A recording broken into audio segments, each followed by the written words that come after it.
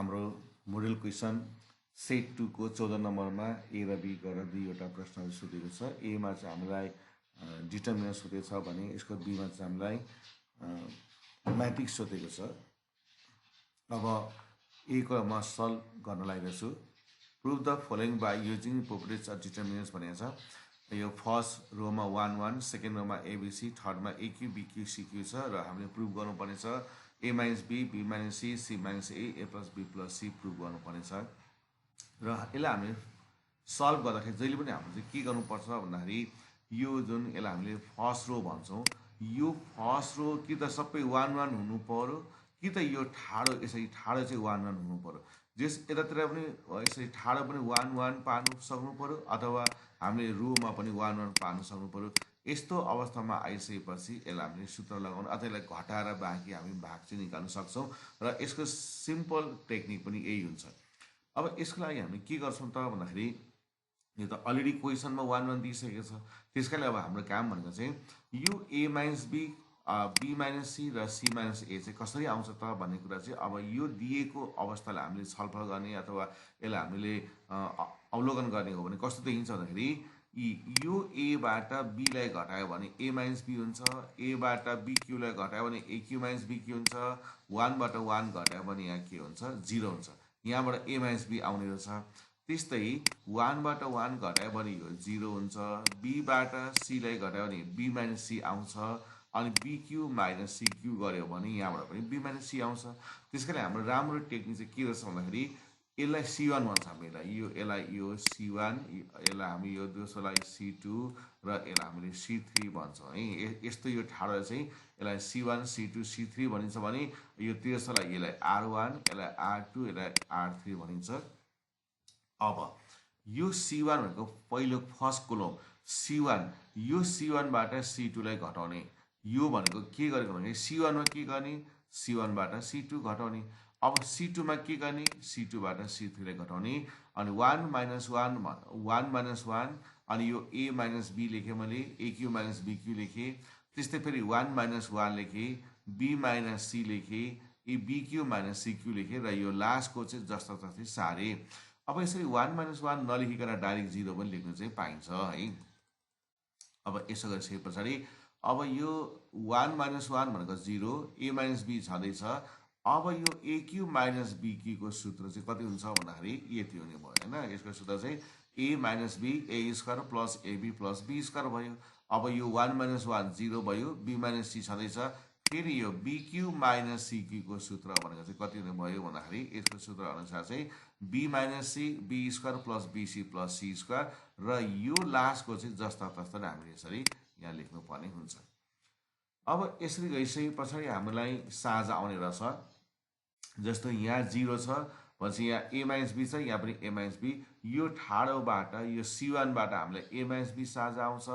यो यसको यो सेकेन्ड कोलमबाट हामीलाई B माइनस C साझा आउँछ। यसबाट हामीलाई आउँदैन। भाषामा लेख्दा taking common A minus B and B minus C from C1 and C2 respectively भनेको A माइनस B चाहिँ C1बाट कमन निकाल्ने भनेको, B माइनस C चाहिँ कहाँबाट निकाल्नु पर्ने C2बाट।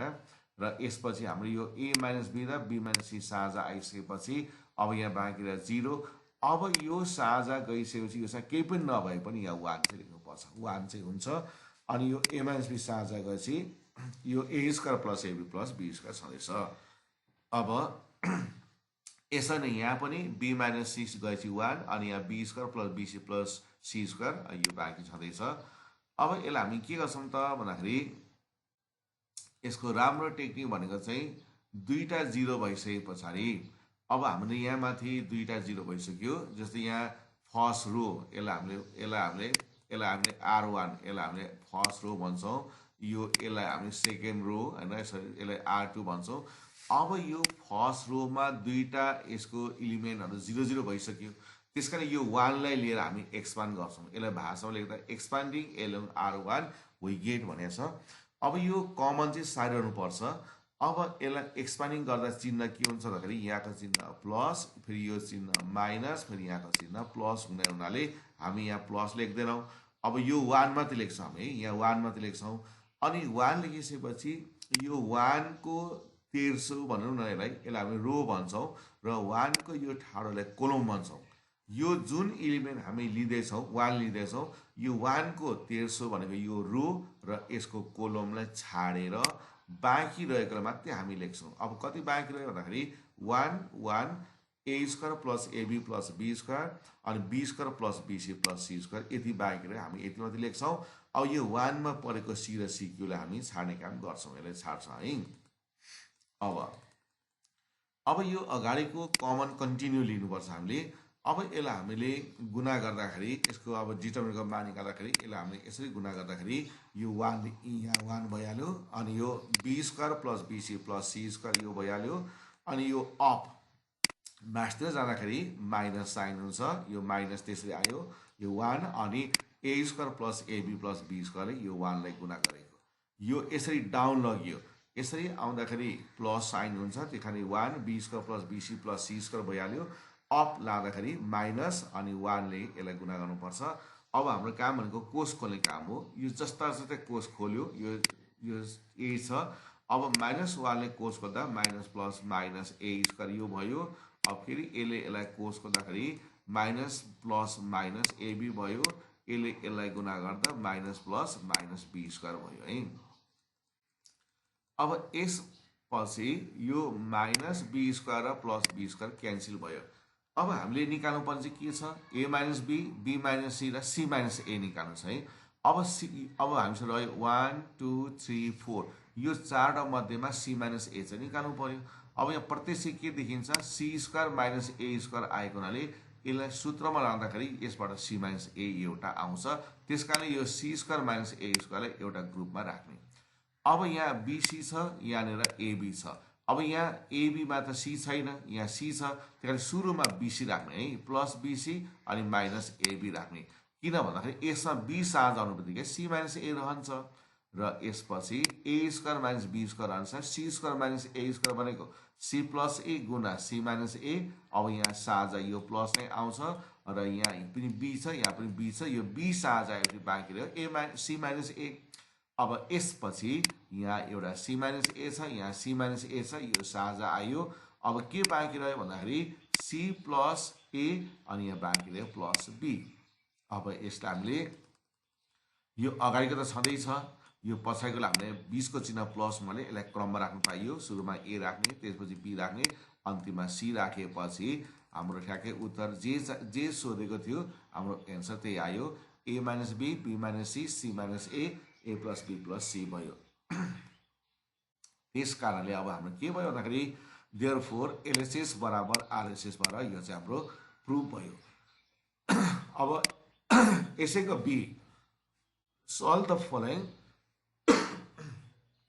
the following equation by using matrix method भनेको छ है। मैट्रिक्स मेथड प्रयोग गरेर चाहिँ यसलाई हामीले सल्भ गर्नुपर्ने। हाम्रो equation -x + 3y = 5, 2x - y 2x - 4y = हामीलाई 0 छ। अब यसलाई हामीले यस्तो प्रकार छ है। Solution now writing down in matrix form. यसलाई चाहिँ हामीले मैट्रिक्स फर्मको रूपमा लेख्दाखेरि कस्तो भन्दाखेरि मैट्रिक्स फर्मको रूपमा लेख्दाखेरि पहिला कोएफिसिएन्ट लेख्नुपर्छ है। जस्तो यो यसलाई हामीले x को कोएफिसिएन्ट, यहाँनिर x को अङ्क चाहिँ कति छ, -1 हुन्छ। त्यो 1 चाहिँ हामी लेख्दैनौँ जेनरली है, -1 हुन्छ। अनि y को अङ्क 3 हुन्छ। अब दोस्रो इक्वेसनमा x को अङ्क 2 छ है, यो x को अङ्क 2 छ, y को अङ्क 4 छ। त्यसपछि यसलाई फेरि ठ्याक्कै यसको बाहिर चाहिँ हामीले के लेख्छौँ, xy लेख्छौँ अनि बराबर फेरि यहाँनिर हामीले यो कन्स्ट्यान्ट नम्बर यसलाई हामी 5 र 0 लेख्छौँ। यो हाम्रो मैट्रिक्स फर्म हो। अब यो मैट्रिक्स फर्म चाहिँ ठ्याक्कै योसँग बराबर हुन्छ। जस्तै हामीले गुणा गऱ्यौँ भने नि यो -1 ले x लाई गुणा गर्दा -x हुन्छ अनि यो 3 ले y लाई गुणा गर्दा +3y = 5 हुन्छ। त्यस्तै यो 2 ले x लाई गुणा गर्दा 2x हुन्छ, -4 ले y लाई गुणा गर्दा -4y = 0 हुन्छ। त्यसले यस्तो रूपमा लेख्नु चाहिँ मैट्रिक्स फर्म भनिन्छ। यो भित्र अङ्क मात्रै छ अनि xy बाहिर लेख्ने हो, बाहिर अनि पछि कन्स्ट्यान्ट लेख्ने हो। अब लेट यसलाई हामीले के गर्छौँ त भन्दाखेरि यो अगाडिको सबै हामी a मान्छौँ। लेट a = -1 3 2 -4 अनि यो दोस्रोलाई हामी x मान्छौँ, x भनेको xy र यो भनेको b भनेको 5 0। यो कसरी b लेख्छ कुनै राइटर अथवा टेक्स्ट बुकहरूले टिचरहरूले चाहिँ सी पनि लेखेको चाहिँ पाइन्छ। अनि देयरफोर अब यो सबै भनेको ए, यो भनेको एक्स, एक्स बराबर बी, एक्स बराबर बी भयो। त्यसपछि अब एक्स को मान एक्स बराबर बी बाई ए, यो एलाई चाहिँ हामीले बाईमा लान्छौँ है, एक्स बराबर बी बाई ए। अनि यो एलाई चाहिँ हामी माथि अंशमा लाँदाखेरि यसलाई ए को पावर -1 बी भयो। हाम्रो इक्वेसन चाहिँ यस्तो बन्यो, X equal to A to the power -1 अनि बी भयो। अब हाम्रो काम भनेको चाहिँ ए टु द पावर -1 को मान निकाल्नुपर्छ, जसलाई हामीले ए इन्भर्स भन्छौँ। यो ए इन्भर्सको मान निकाल्नुपर्छ। अब यसको केही प्रोसिडियर छ, जस्तो पहिला डिटर्मिनेन्ट निकाल्नुपर्छ। ए इन्भर्स निकाल्न पहिला डिटर्मिनेन्ट निकाल्नुपर्छ। डिटर्मिनेन्ट भनेको यही म्याट्रिक्सले यसरी दुईवटा यसरी धर्का राखेपछि यो डिटर्मिनेन्टको फर्ममा जान्छ, -1 3 2 -4। अब डिटर्मिनेन्ट निकाल्दै हामीले यसलाई यसरी मल्टिप्लाई गर्छौँ, यसरी top down, minus minus plus 4 × 4। अब यो अप बटम अप गर्दाखेरि साइन -3 दुना 6 अनि यो घट्दाखेरि -2 भयो। अब यसपछि हामीलाई चाहियो कोफ्याक्टर अफ -1 है। यो -1 को कोफ्याक्टर, अब यसको चिन्ह चाहिँ चिन्हको कुरा गर्दाखेरि चाहिँ हाम्रो जस्तो यहाँ एउटा छ, यहाँ एउटा छ भने यसको चिन्ह चाहिँ कसरी राख्नुपर्छ भन्दाखेरि सुरुकोलाई प्लस मान्नुपर्छ, अनि त्यसपछिलाई माइनस, अनि त्यसपछि फेरि प्लस, अनि फेरि माइनस। यस्तो प्रकारले यो जता गर्दै हुन्छ, जस्तो plus minus plus minus plus minus plus minus, जता घुमे पनि पहिलोलाई प्लस मानेपछि क्रमशः माइनस प्लस गर्दै गएपछि यसको चिन्हहरू बस्दै जान्छ। जस्तो यहाँनिर -1, अब यो फर्स्ट हुनाले यसको प्लस हुन्छ। अब यो 1 को तेर्सो र 1 को ठाडो छोड्यो भने यो -4 हुन्छ है। अब अहिले जस्तै जुन अघि हामीले लिएको थियो, माथि हामीले एक्सपान्ड गरौँ डिटर्मिनेन्ट, त्यस्तै प्रकारले -1 लिएपछि यसको रो र यसको कोलमलाई छोडेपछि यो -4 हुन्छ, अनि माइनस प्लस -4 भयो है। अब कोफ्याक्टर अब 3, यो प्लस माइनस, अब यो चाहिँ पोजिसनको हिसाबले प्लस माइनस नले यहाँ माइनस आउँछ। अब यो 3 को तेर्सो र 3 को ठाडो छोड्यो भने 2 आउँछ, अनि प्लस माइनस -2 भयो। कोफ्याक्टर अफ 2, अब यो 2 निकाल्दाखेरि फेरि पोजिसन प्लस माइनस हुन्छ, त्यही कारण यहाँ माइनस भयो। अब यो 2 को ठाडो र 2 को तेर्सो छोड्यो भने यो के हुन्छ, 3 + 3 हुन्छ, अनि प्लस माइनस -3 भयो। कोफ्याक्टर अफ -4, अब -4 प्लस माइनस प्लस, त्यही कारण यसको प्लस हुन्छ। अब यो 4 को तेर्सो र ठाडो छोड्यो भने -1 आउँछ, त्यो चाहिँ +1 भयो। अब म्याट्रिक्स अफ कोफ्याक्टर अथवा कोफ्याक्टर म्याट्रिक्सको मान चाहिँ कस्तो भने, यो जहाँ -1 थियो अब -4 राख्नु पर्यो, जहाँ 3 थियो -2 राख्नु पर्यो, जहाँ 2 थियो -3 राख्नु पर्यो यहाँबाट, र जहाँ -4 थियो -1 राख्नु पर्यो। यो यसैको मान चाहिँ यसरी यसलाई हामीले विस्थापित गरेर राख्छौँ हैन। जस्तो -1 को ठाउँमा यी -4 नयाँ मान, 3 को ठाउँमा -2 राख्नु पर्यो, अनि 2 को ठाउँमा -3 र -4 को ठाउँमा चाहिँ यसो राखेपछि यो चाहिँ हाम्रो कोफ्याक्टर म्याट्रिक्स भयो। अब हामीलाई एडजोइन्ट म्याट्रिक्स चाहियो है। हामीलाई अब यहाँ एडजोइन्ट म्याट्रिक्स चाहियो। एडजोइन्ट म्याट्रिक्स भनेको चाहिँ कस्तो भने ट्रान्सपोज अफ म्याट्रिक्स अफ कोफ्याक्टर, यसको ट्रान्सपोज गर्यो भने चाहिँ एडजोइन्ट म्याट्रिक्स आउँछ। ट्रान्सपोज भनेको कस्तो, यो रोलाई चाहिँ कोलममा बदल्नुपर्छ, रोलाई चाहिँ हामीले कोलममा बदल्यो भने, जस्तै यो -4 र -2 अहिले हाम्रो कुन अवस्था छ, रोमा छ, तेर्सोमा छ, यसलाई अब हामी चाहिँ ठाडोमा ल्याउनुपर्छ है। यो -4 र -2 अहिले तेर्सोमा छ, यसलाई ठाडोमा ल्याउने। त्यस्तै -3 र -1 अहिले तेर्सोमा छ, यसलाई पनि चाहिँ ठाडोमा ल्याइदिने भनेपछि के भयो, यसको रो यसको कोलम बन्यो, यसको रो यसको कोलम बन्यो। त्यसकारण यसलाई चाहिँ हामीले के भन्छौँ, एडजोइन्ट म्याट्रिक्स भन्दछ है। अब नाउ अब चाहिँ ए इन्भर्सको मान आउँछ। ए इन्भर्स भनेको चाहिँ एडजोइन्ट ए बाई के हुन्छ त, हाम्रो डिटर्मिनेन्ट अफ ए हुन्छ। ए इन्भर्स बराबर, अब यसलाई जेनरली हामी के गर्छौँ भने अगाडि सार्न राख्छौँ, जस्तै यो त बाई हो, त्यहाँ यसलाई राख्दाखेरि ए को सिधै यसको मुनि, सिधै हामीले यसका मुनि -2 लेख्दा पनि यो गल्ती चाहिँ आउँदैन, हुँदैन, तर हेर्दाखेरि राम्रो देखिँदैन। त्यसकारण यसलाई हामी के गर्छौँ, अगाडि 1/-2 राख्छौँ, अनि त्यसपछि एडजोइन्ट म्याट्रिक्स भनेको त यसलाई हामी सारेर राख्छौँ, यो हाम्रो एडजोइन्ट म्याट्रिक्स हो। त्यसपछि हाम्रो फ्रम इक्वेसन नम्बर 1, हाम्रो इक्वेसन नम्बर 1 मा के छ त भन्दाखेरि x = a इन्भर्स b छ। अब हामीले त्यसलाई राखेपछि x बराबर a इन्भर्स b छ। अब त्यसपछि यो x भनेको चाहिँ हाम्रो के हो त xy भइहाल्यो। अनि त्यसपछि यो a इन्भर्सको मान भर्खर हामीले यहाँ माथि पत्ता लगाएका छौँ -1/2 अनि त्यसपछि -4 -3 -2 -1 र यो b भनेको कन्स्ट्यान्ट थियो जुन 50 ले मल्टिप्लाई गर्नुपर्छ। अब यो -1/2 ले मल्टिप्लाई गर्नुभन्दा पहिला यो दुईटा म्याट्रिक्सलाई मल्टिप्लाई गर्नुपर्छ। त्यही अब यसलाई यसरी मल्टिप्लाई गर्नुपर्छ। अब यसले माइनस प्लस माइनस 4 5 20।